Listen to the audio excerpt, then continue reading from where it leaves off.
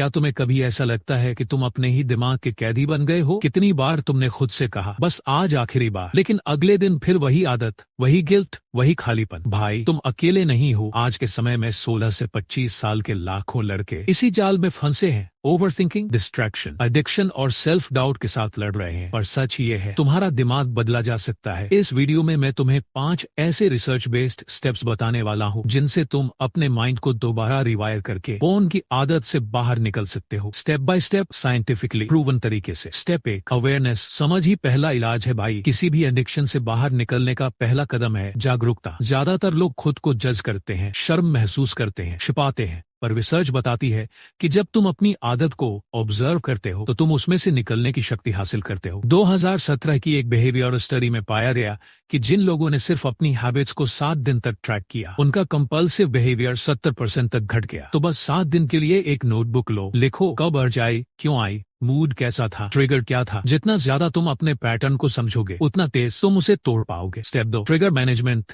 माहौल बदलो, आदत बदल जाएगी।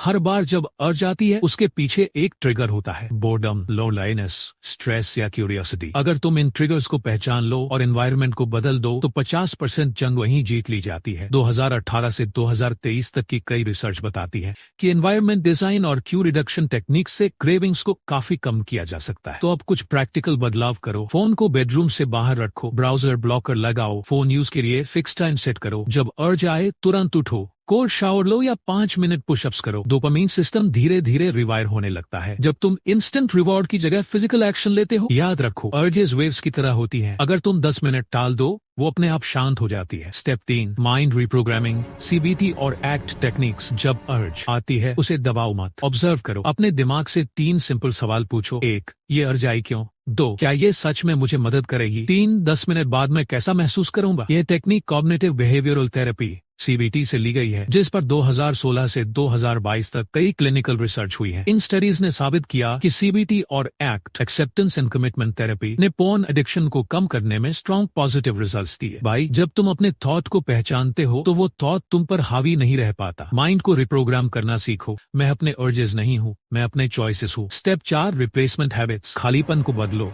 कुछ सीजन में पोर्न छोड़ने का मतलब सिर्फ ना कहना नहीं है। इस आदत की जगह कुछ नया भरना होगा, क्योंकि माइंड खाली रहेगा तो फिर वही लूप शुरू हो जाएगा। रिसर्च 2019-2023 दिखाती है कि जब लोग अपनी दिनचर्या में पर्पसफुल एक्टिविटीज जोड़ते हैं, जैसे एक्सरसाइज, मेडिटेशन, क्रिएटिव वर्क, तो उनका रिलैप्स रेट 60% तक घट जाता है। अब से हर दिन 3 काम फिक्स करो। एक्सरसाइज, 20 मिनट सुबह का वर्कआउट ताकि एनर्जी सही दिशा में जाए। मेडिटेशन या ब्रीदिंग, 10 मिनट शांति से बैठो, माइंड को ऑब्जर्व करो। क्रिएशन या लर्निंग, कुछ नया बनाओ या सीखो, ड्राइंग, राइटिंग, कोडिंग, कुछ भी। और एक और जरूरी चीज, एक अकाउंटेबिलिटी पार्टनर बनाओ। कोई दोस्त, भाई या मेंटोर जो तुम्हें हर हफ्ते पूछे कैसे चल रहा है।